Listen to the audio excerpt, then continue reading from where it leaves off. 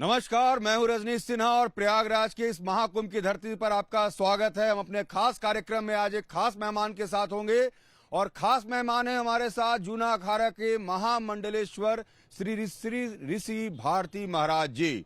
खास बात यह है कि भारती महाराज जी ने 7वीं कक्षा से ही संन्यास लेने का निर्णय ले लिया और आप सोचिए 13 वर्ष की उम्र से संन्यास की तरफ बढ़े ऋषि भारती जी ने आखिर में जाकर वेदांताचार्य के रूप में गोल्ड मेडलिस्ट की उपाधि भी ली 2008 में और देश की भारत सरकार ने इन्हें उपाधि दिया। तो वेद के मामले में इनके पास जो ज्ञान है वो ज्ञान से ये हमें भी अभिभूत करेंगे, हमारे दर्शकों की भी जो ज्ञान की वृद्धि होगी और साथ ही इनसे हम ये भी जानेंगे कि ये जो पूरा महाकुंभ है इसे ये कैसे देखते हैं, जूना अखाड़े को कैसे देखते हैं, जूना अखाड़े को लेकर जो महामंडलेश्वर को लेकर कई तरह की चर्चाएं चल रही हैं उसे कैसे देखते हैं और इनका जो जीवन रहा 10 उपनिषद पर जो इनकी पकड़ रही और इतने कम उम्र से जो इन्होंने इसमें महारत हासिल की है वेद को लेकर, इसमें इनकी क्या उपलब्धियां हैं, इन तमाम चर्चा करेंगे इन तमाम बातों पर। और इस पूरी चर्चा में हमारे साथ मौजूद होंगे हमारी को एंकर नेहा विश्वकर्मा। तो चलिए शुरू करते हैं हमारे खास कार्यक्रम। महाराज जी आपका बहुत बहुत स्वागत लाइफ टाइम्स के इस खास मंच पर।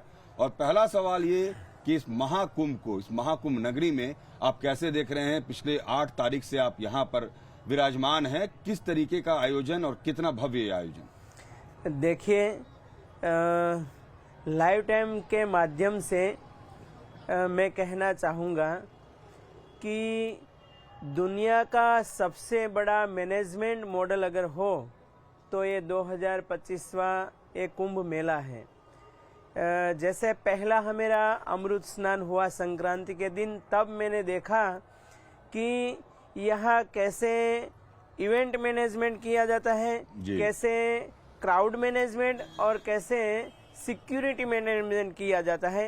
एक ज्ञात हमको यहाँ से अनुभव हुआ जैसे हम शाही सवारी में निकले थे तब, और थोड़े ही टाइम में यहाँ के माननीय मुख्यमंत्री योगी आदित्यनाथ जी ने 4000 एकड़ में करीबन 28 जितने सेक्टर और 40 जितने घाट बनवाए और 30 जितने पांटून ब्रिज का निर्माण करना, और यहाँ सारे सेक्टर में रास्ते, बिजली, गटर की सुविधा और ये आवास और खाद्य सामग्री, ये मुझे लगता है कि असंभव को संभव कर दिया है। जी आपने इतना कुंभ देखा है महाराज जी, और पूर्ण कुंभ देखा होगा, अर्ध कुंभ देखा होगा, नासिक से लेकर उज्जैन से लेकर प्रयागराज में भी कई कुंभ हुए, लेकिन ये जो कुंभ है ये 144 साल बाद लगा और जितना बड़ा ये कुंभ है महाकुंभ, तो उस पैमाने पर भी लोगों का भी आगमन हुआ प्रयागराज में, करोड़ों लोग आ भी रहे हैं और वाकई जो व्यवस्था है, तो इस व्यवस्था में आप अखाड़ों का भी एक सहभागिता रही आपकी भी इस व्यवस्था को बनाए रखने में।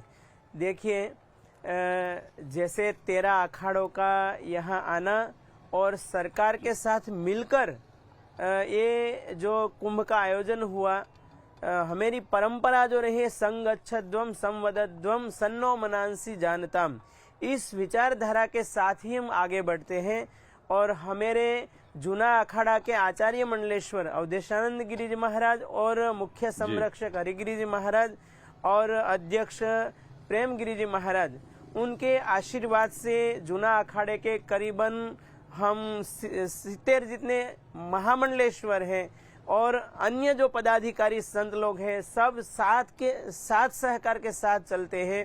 तो मुझे लगता है कि यहाँ का जो कुंभ मेला 2025वां सिर्फ गंगा, यमुना और जमुना और माँ सरस्वती, ये नदियों का ही संगम नहीं है। मुझे लगता है कि यहाँ एक सामाजिक समरसता और आजीविका और सांस्कृतिक धरोहर का भी ये त्रिवेणी संगम है, और दिव्यता, भव्यता और डिजिटलाइजेशन का भी ये त्रिवेणी संगम है।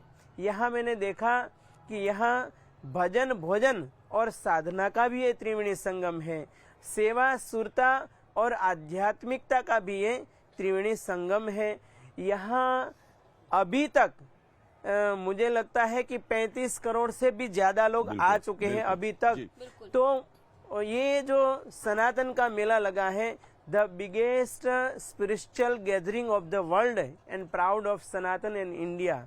आप देखिए कि जब ईस्टर वीक लगता है यरूशलेम में, तो 40 लाख श्रद्धालु आते हैं और जब सऊदी अरब में मुस्लिम लोगों का जब मेला लगता है, हज यात्री जब जाते हैं, तब 30 लाख जितने श्रद्धालु आते हैं। लेकिन यहाँ देखो कि आधा हिंदुस्तान प्रयाग क्षेत्र में इकट्ठा हुआ है। तो ये सनातन का सबसे बड़ा गौरव। और हमारे माननीय वड़ा प्रधान नरेंद्र भाई मोदी जी और योगी जी के जो डबल इंजन सरकार है, उनका ये प्रयास पुरुषार्थ ये सनातन को अप करने में बहुत कार्यान्वित हो रहा है। जी महाराज जी, जैसा कि आपने 13 साल की उम्र में ही संन्यास धारण करने का सोच लिया, उसके बाद फिर आपने संस्कृत भाषा में महारत हासिल किया। आपका ये सफर कैसा रहा और आज आप किस तरह से भाषा को देखते हैं, संस्कृत भाषा को, क्योंकि उसमें लोगों की आमतौर पर पकड़ नहीं होती है, उच्चारण ठीक से नहीं कर पाते हैं। देखिए,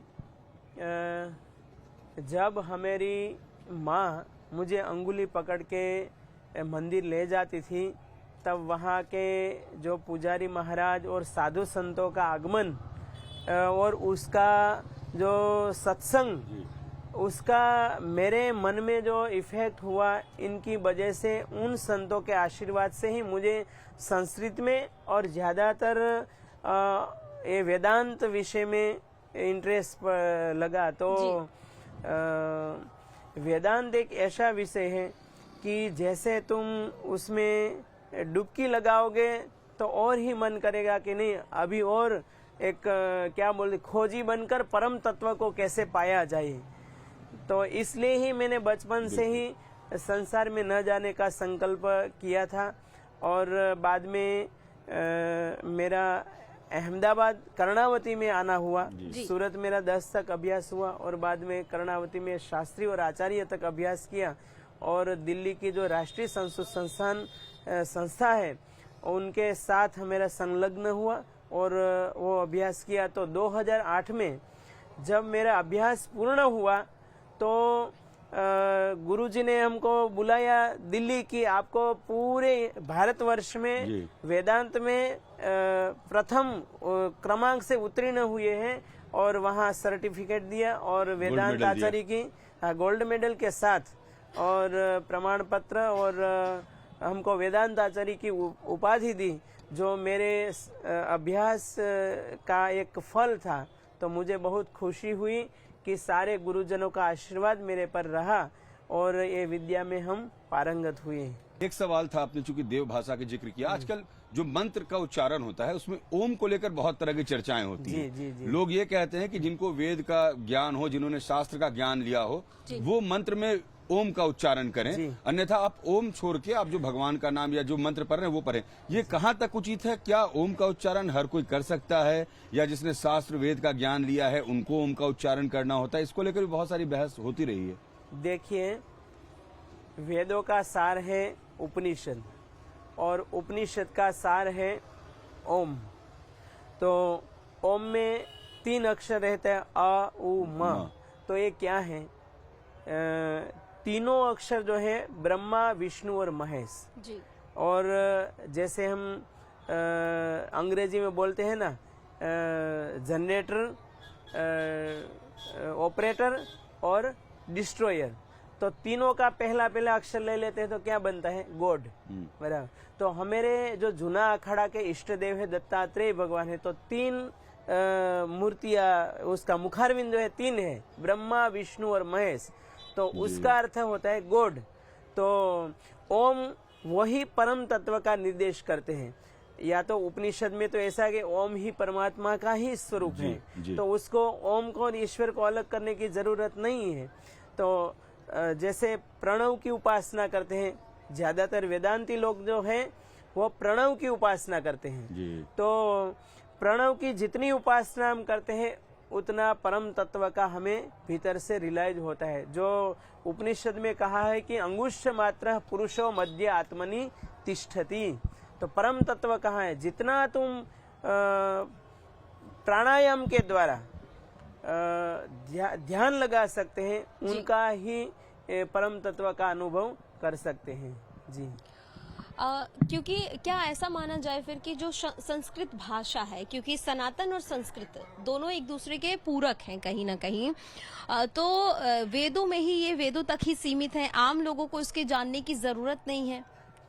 नहीं, ये देखो, जैसे स्वामी विवेकानंद कहा करते थे कि जी जैसे जिज्ञासा जिसको नहीं है, जिज्ञासा किसकी? तो के अध्यात्म की। Without curiosity man is dead. जी जिसको आध्यात्मिक जिज्ञासा नहीं है और किसी को भूख नहीं लगी हो, उनको तुम भोजन परोसोगे तो क्या होगा? तो ऐसा ही इस बात में है। इसलिए अधिकारी जो व्यक्ति होता है उनको ही ये अध्यात्म का ज्ञान या तो संस्कृति भाषा का प्रयोग कर सकते हैं। बिना अधिकारी को अगर हम कुछ ना कुछ ज्ञान दे देवे तो उनका कोई फल भी नहीं आता है और सार्थक भी नहीं होता है। इसलिए हमारे यहाँ अधिकारी सबसे पहले आता है, उसमें योग्यता पात्रता लायकात हो तो ही उसको ज्ञान दिया जाता है। और इसलिए कृष्ण गीता में क्या कहते हैं कि मनुष्याणाम सहस्रेषु कश्चित् यतति सिद्धये यततामपि सिद्धानाम कश्चिन् माम वेति तत्वतः। तो लाखों में हजार होते हैं, हजार में 100 और 100 में 1 या 2 होते हैं ऐसे कि जो एक ज्ञान की लायकात के अनुसार उनका सेवन कर सके। जी बिल्कुल। लेकिन अब बात कुंभ की भी करते हैं। अगर हम अभी का जो कुंभ है जो चल रहा है, क्योंकि संस्कृत भाषा की बात हो रही है, सनातन की बात हो रही है और कुंभ इसका सबसे विशाल आयोजन है, तो इस बार का जो कुंभ है ऐसा भी कहा जा रहा है कि कुंभ वो संदेश नहीं दे पाया, कुंभ से वो मैसेज नहीं निकल पाया है जिसके लिए कुंभ का आयोजन होता है। इस पर आपका क्या विचार है? ने कौन सा संदेश? यही तो मैं, तमाम जो साधु संत हैं वो कह रहे हैं कुंभ से ऐसे चेहरों को फेमस किया जा रहा है, ऐसे लोगों को वायरल किया जा रहा है जिसकी कोई जरूरत नहीं है, लोग लाइमलाइट में आने के लिए कुंभ का इस्तेमाल कर रहे हैं। जब हमारे शिविर पर पहली पत्रकार परिषद हुई थी, सारे मीडिया वाले भाई बहनों को पता है जी, तब भी मैंने कहा था कि जो महाकुंभ है इसका अर्थ हमने कभी संस्कृत भाषा की दृष्टि से लिया ही नहीं जी। क्योंकि मीडिया वाले भाई बहने भी मुद्दों से भटक रहे थे। तब मैंने कहा थी कि आप गलत दिशा में जा रहे हैं, क्योंकि अमृत कुंभ जो है, अमृत का अर्थ क्या होता है कि कभी जिसका नाश न हो। और तो ऐसा तत्व कौन है? तो हमारी आत्मा है और परमात्मा है जी। तो हमारा जो 24 तत्वों का बना हुआ है कुंभ, एक घड़ा, वो तो कभी ना कभी फूट जाता है, टूट जाता है। लेकिन हमारी आत्मा जो है, गीता में कृष्ण ने कहा कि नैनम छिंदन्ति शस्त्राणि नैनम दहति पावकः न चैनम क्लेदयन्त्यापो न शोषयति मारुतः। ऐसी बात बार बार हमारे अध्यात्म शास्त्रों में कही गई है। और ये कुंभ का अर्थ यही होता है कि शाश्वत तत्व की हमें अनुभूति हो जाए। किसके द्वारा? तो ध्यान के द्वारा। तो आज सारे मीडिया वाले में इतना बताए किसका शरीर कितना सुंदर है, आईटी बाबा का बोले वो कोई दूसरी माला वाली बहन थी। तो ये कोई मुद्दा कुंभ का है ही नहीं।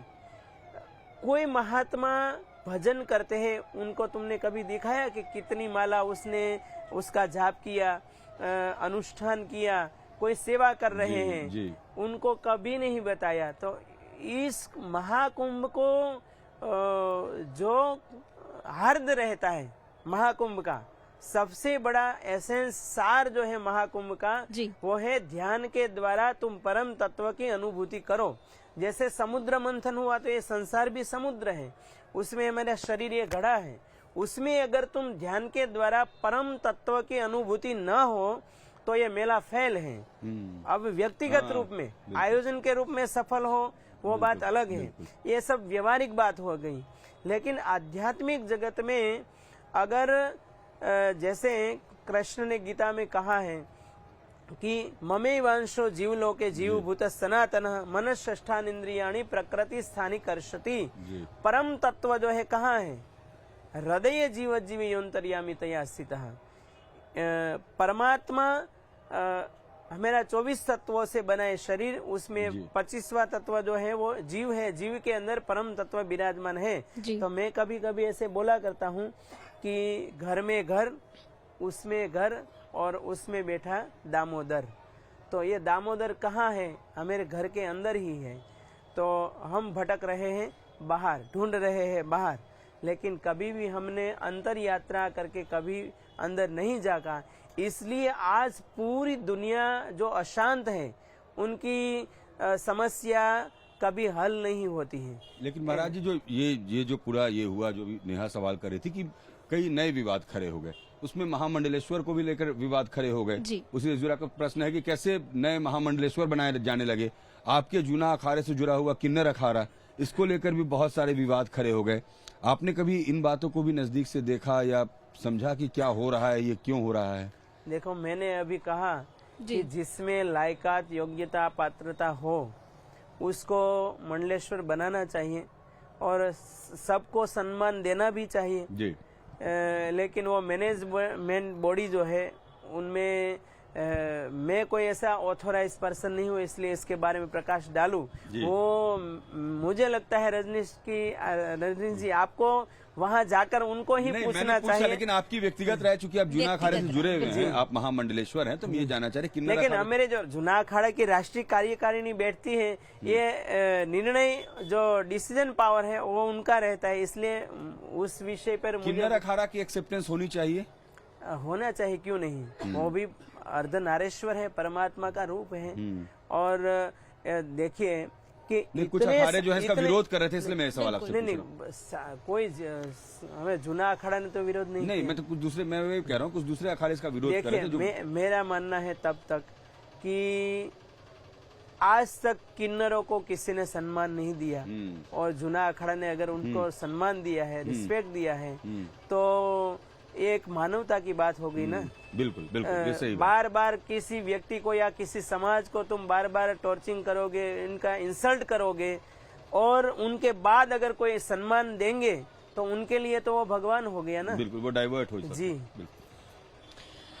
कुंभ को लेकर जो भी कहा जा रहा है या किन्नर अखाड़ा को लेकर कहा जा रहा है, इसमें ऐसी बातें भी सामने आ रही हैं कि महाकुंभ में जो महामंडलेश्वर हैं, इनमें भी अब वर्चस्व की लड़ाई देखी जा रही है, क्योंकि एक वर्ग ऐसा है जो उस अखाड़े को उसके साथ खड़ा है, तो एक वर्ग ऐसा है जो कह रहा है कि नहीं, हम उनको आगे प्रवेश नहीं करने देंगे। नहीं, ये तो हमारे अखिल भारतीय अखाड़ा परिषद रहती है जी। मैं तो जूना अखाड़ा का महामंडलेश्वर होने के नाते इसमें ऐसा निर्णयात्मक बात नहीं कर सकता, क्योंकि बस आपकी व्यक्तिगत विचार जानना चाहते हैं हम इसमें। देखिए, वो बात पूरा अखाड़े की है, इसलिए वो बात उन पर ही छोड़िए। जी। मेरा जब तक मानना है तब तक, क्योंकि वो सब कार्यकारिणी बैठते हैं, उसमें क्या निर्णय लिया जाएगा वो सब विषय वहाँ रहता है। इसलिए मेरा जो वेदांत का विषय है, आध्यात्मिक बात है, वो मेरा व्यक्तिगत है, मेरा मस्ती का विषय है, इसलिए उन पर ज्यादा मैं प्रकाश डालने की कोशिश करूंगा। अच्छा, वेदों में कुंभ को लेकर और क्या व्याख्या की गई है, क्या कुछ और कहा गया है, अगर आप अपने श्लोकों के जरिए बताएं संस्कृत में। देखिए जी। कि भागवत में समुद्र मंथन की कथा आती है, जी। तो उसमें से 14 रत्न निकले, और ये जो अमृत निकला, तो अभी ही मैंने बताया है कि अमृत का अर्थ हमारे यहाँ ज्यादातर ऐसा समझते हैं कि कोई लिक्विड है, बराबर, प्रवाही तत्व है। जी। लेकिन आज तक पूरी दुनिया में किसी ने अमृत की एक भी बूंद का पान नहीं किया है। जी। इसलिए हमारे भारतीय दर्शनों में 3 प्रकार की शैली रही है। एक वार्ता रूप में या तो प्रतीकात्मक रूप में, और दूसरा प्रश्नोत्तरी के रूप में, और तीसरा तात्विक शैली। तो हमारे यहाँ जो भी कथाएं आई वो ज्यादातर वार्ता के रूप में आई है। जी। तो वार्ता के रूप में जो भी घटनाएं घटी उनको हमने वार्ता के रूप में ही ज्यादातर ले लिया, लेकिन उनका रहस्य, राज, सीक्रेट क्या है वो जानने की कभी भी कोशिश नहीं किया। और इसलिए हमारे अंदर जो समुद्र मंथन, हमारे शरीर जो है, उनके अंदर देवों और दानवों का युद्ध हर पल हर क्षण 24 घंटे चलता रहता है। तो वो मंथन शरीर के अंदर भी चल रहा है। शरीर के अंदर भी चलता है, लेकिन हम कभी देखने की कोशिश करते नहीं। विचारों का वो क्लैश है। देखिए, सद्गुण और दुर्गुण, सद्विचार और दुर्विचार, ये दोनों की लड़ाई हमारे भीतर चलती ही रहती है। और जब सद्विचारों की ताकत बढ़ जाती है तब हम अमृत की ओर यानी परम तत्व की ओर, जैसे सबसे बड़ा हमारा ऑब्स्टेकल जो है अध्यात्म जगत में वो है मन, माइंड। और इसलिए गीता में कृष्ण ने कहा कि चंचल में ही मन कृष्ण प्रमाथि बलवद्रढ़ तस्याहम निग्रहम मन्ये वायुरीव सुदुष्कृतम। मन है, चंचल है, तुम थोड़ी मिनटों के लिए अगर ध्यान में बैठोगे तो मन तुरंत बोलेगा कि उठ जाओ उठ जाओ, बराबर, ध्यान में नहीं जाने देगा। और हम दूसरों को दोषी मानते हैं कि इसने ऐसा किया इसलिए हम ध्यान नहीं कर पाए। यह बात गलत है मेरी दृष्टि से। जब तक तुम मन को वश में नहीं कर सकते, और इसलिए आज देखिए कि साधक की दुनिया में दो ही प्रकार के लोग रहे हैं, एक जो मन को अपने वश में कर सकते हैं और दूसरा कि मन जीव को वश में कर लेते हैं। तो क्या होता है, वो कभी भी अध्यात्म के पथ पर आगे नहीं बढ़ सकते हैं। और इसलिए हमारे वेदांत की परंपरा में दो बात कही है जो मुझे मेरे गुरु महाराज की कृपा से जो समझ में आई है कि इंद्रियभ्यः पराह्यर्था अर्थेभ्यश्च परम मनः। तो पदार्थ से परमात्मा तक अगर हम यात्रा करेंगे तो सबसे बड़ा पावरफुल तत्व जो है वो है परमात्मा। अगर उनका पता आपको चल गया तो मन अपने आप निष्क्रिय हो जाएगा।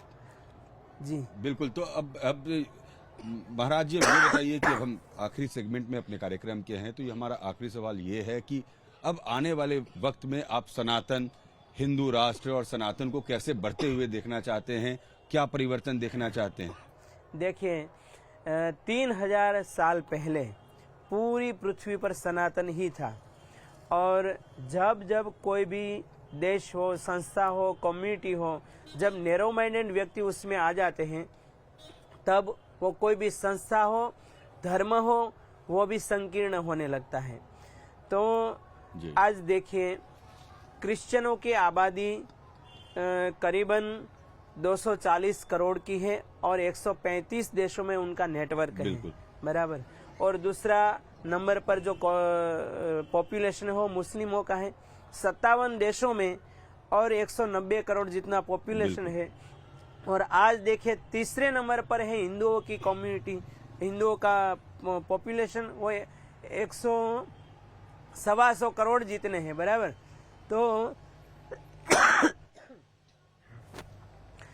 तो उसमें आप विचार करें कि हम कैसे आगे बढ़ सकें। तो आज योगी जी ने जो प्रयास किया है तो हिंदू अब हुआ ही है, हिंदू बढ़ा है आगे। चलिए, तो ऋषि भारती महाराज जी ने बड़े साफ गोई से वेद से जुड़ी हुई जानकारियां दी, उपनिषद से जुड़ी हुई जानकारियां दी और बड़े साफ गोई से विवादों से खुद को अलग रखने की भी कोशिश की। जब बात विवादों की आई तो महाराज जी ने कहा कि अखाड़ा परिषद इसका निर्णय लेगा, लेकिन इस बार इस तरह की बहुत सारी बातें हुई। इन सब बातों से वही अमृत मंथन। हाँ, मैं है ना कोई विवाद का व्यक्ति नहीं हूँ, संवाद जहाँ तक होना चाहिए वहीं तक संवाद पर विश्वास करता है। बिल्कुल। देखिए, महाराज जी ने बड़ी अच्छी बात की कि मैं विवाद का व्यक्ति नहीं हूँ, इसलिए विवाद में नहीं पड़ता हूँ, संवाद में विश्वास करता हूँ। और वाकई अगर संवाद जारी रहे, कम्युनिकेशन जारी रहे तो बड़े से बड़े जो क्लैश होते हैं, बड़े से बड़े जो विवाद होते हैं वो खत्म हो जाते हैं।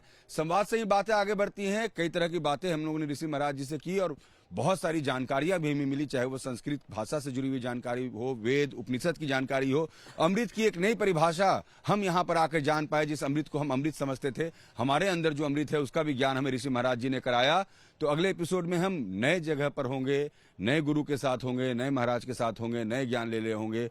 फिलहाल मेरे वीडियो जर्नलिस्ट विक्रम, सुंदरम और संदीप, साथ ही पीसीआर टीम से आशीष और अवनीश के साथ मेरी सहयोगी नेहा विश्वकर्मा को दीजिए इजाजत।